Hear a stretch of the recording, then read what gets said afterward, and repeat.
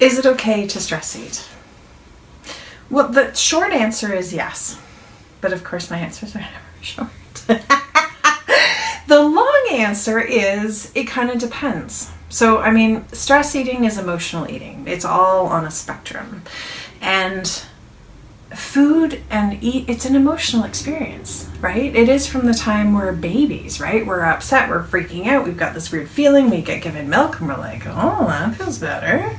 So I mean, from like, food is associated with feeling good, and that's okay, right?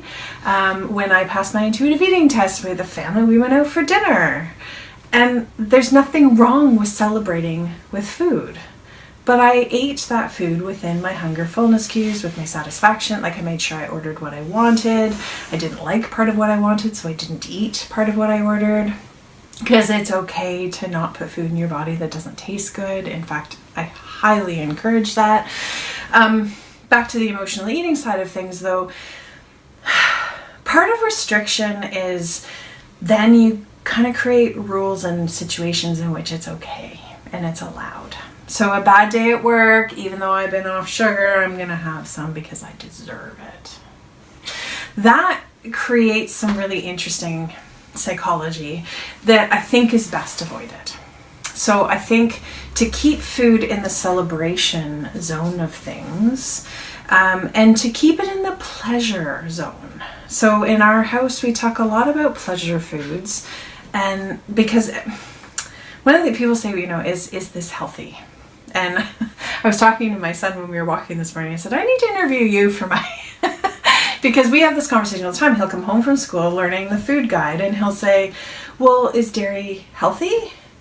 So the first thing is, food is not healthy or unhealthy. You are unhealthy or unhealthy. And that's a whole other rant with a whole other spectrum. But for now, let's just say you could be healthy or unhealthy. Food is on a spectrum of nutrition. And there are foods that are highly nutritious that don't necessarily work for a body. So me and dairy, we don't get along very well. Now there is a lot of conversation about dairy and all the stuff, and that's not the point of this video. If dairy is something that you enjoy and it works for your body, there is a lot of nutrition in dairy. For our family, dairy is not a great choice because our bodies do not appreciate it. I can't tell you how many people come in. Eggs seems to be a thing. I don't know, maybe I'm not paying attention to the news, but people come in, 3 people in 1 week who said, well, I eat eggs, but I really don't feel good after.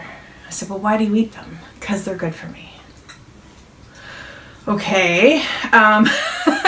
So there are foods that we eat for nutrition, and there are foods that we eat purely for pleasure. So, junk food is a term that bothers me tremendously because it's not junk. If it gives you pleasure, and I don't care if it's the finest Belgian chocolate or if it's the crappy dollar store stuff. Crappy from how it's thinged. Anyways, thinking from a chocolatier's perspective here. Commodity chocolate, that would be a more neutral way of calling that food. Commodity chocolate versus fine Belgian chocolate. If you love commodity chocolate and you can sit and enjoy it and get pleasure from it, then why not include it into your life? But I would assert that if you are eating either kinds of those chocolates from an emotional perspective, the pleasure gets dampened. And the pleasure gets dampened from a physiologic perspective, in that cortisol is coursing through your body, which is making it very difficult to stay attuned to all the senses of that chocolate and to really be present with the chocolate. And generally speaking, when you have lots of stress hormones, the hunger cues are suppressed. So then if you're not eating it for hunger and it's purely for pleasure, but you're eating it for emotional reasons, you don't really get to feel the fullness and the satisfaction from it because there was never any hunger to begin with. So it gets really blurry, I guess is the point. So it's not wrong to stress eat. Because if you make it wrong, then there's guilt and shame, and then it's not just about that moment of eating, right? Then that moment of eating can last for hours, days, weeks for some people, of just the constant self-loathing of the, I can't believe I did that. It gets very dramatic. That increases the suffering unnecessarily. So it's just in that moment. And sometimes, depending on the stress that you're distracting yourself from, like I said in another video, as a child and as I was doing it, food was my self-care. I didn't have other tools yet. And as I was learning the other tools, sometimes it just got to be too much and I would revert back to food. Not a big deal. It was part of the process. So that was a very long way to say, no, it's not wrong to stress eat. The frequency with which you're doing it and the harm you're doing to your body, in the sense that if you're eating to the point where you're feeling awful, if you're eating foods that your body is being uber clear it does not appreciate. So you could be getting gas, you could be getting rashes, you could be getting headaches. There's all kinds of things that your body might be saying, please stop.